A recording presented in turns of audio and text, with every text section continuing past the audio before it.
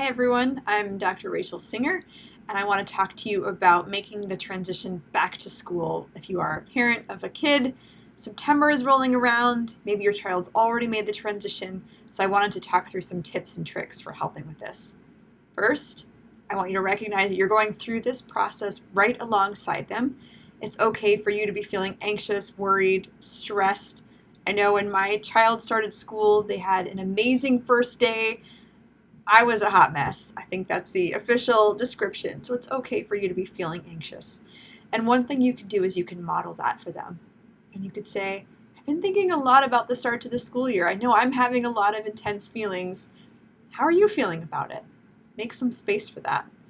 A lot of times those great conversations happen really effectively if you're not face to face. So if you're in the car with them, if you're driving, if you're on your way somewhere, or if you have kind of a time-limited conversation.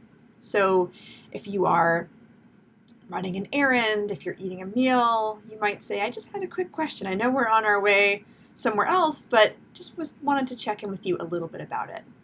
The other piece I wanted to recognize is that change and transition tends to elicit big feelings for everybody.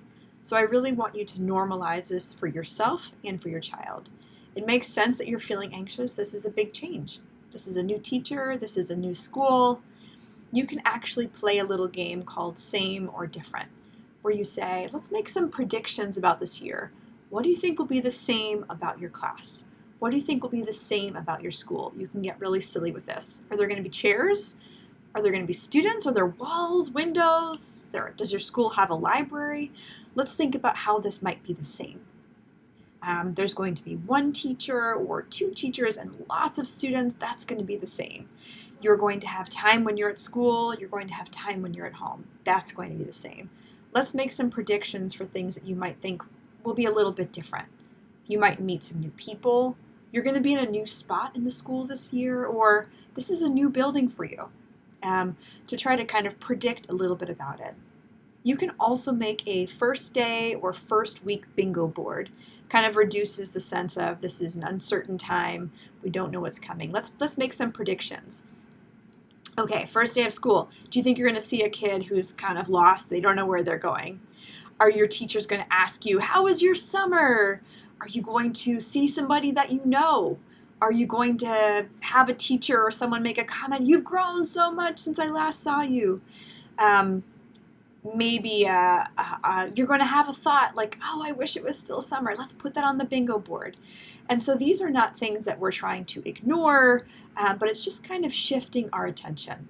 Can we focus on things that are neutral? Can we focus on things that are positive? Can we also normalize and acknowledge the things that are negative? You might want to make a little bit of a plan for that first day or the first week, knowing that high intensity emotions tend to lead to increased conflict within families, and say, let's plan something really restful or relaxing. We can do that first night.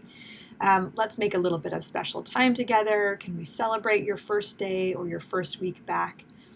And for you to kind of make a little space to say, I'm going to expect that my child or that my teen is going to have more intense emotions. And that's normal and that's okay. If you can, sometimes it's nice to visit the school, even if you're not able to go inside. Let's drive by and just kind of take a look at it. Let's go hang out on the playground if that's open or available. If your school has a welcome back event, that's a great opportunity to say, let's just kind of get familiar with this place and kind of see a little bit what it's like. I'm going to share two of my favorite books that are especially good for our elementary school students that help with a little bit of that separation.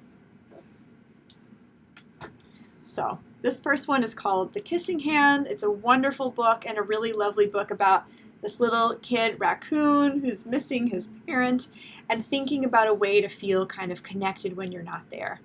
And it's a way of remembering that you can have positive feelings about someone, feel connected and feel supported when they are not around. In a similar vein, The Invisible String is good for when you are far away from someone. So if your child is in a different class than their friends from last year, if they're moving to a different school, if you're moving to a new city, or if there's a feeling of, I'm going to miss being around, I saw you so much this summer, I won't be here, both of these books do a really nice job of normalizing that sense of loss and sadness, but they also help to focus on positive connection and say, even when we're not with each other, we can still feel connected.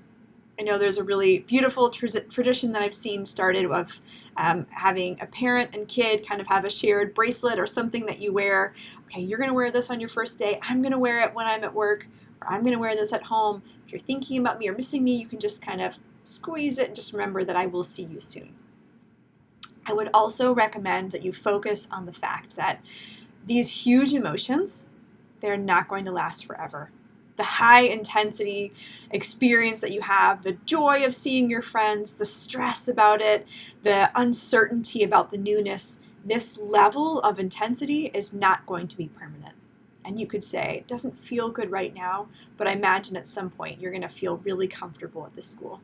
And maybe next year, when it's your second year there, you're going to be the one showing the new kid around and letting them know you'll feel comfortable soon. I hope you and your students, your kids, have a wonderful start to the school year. Thanks for listening, and we'll talk more soon.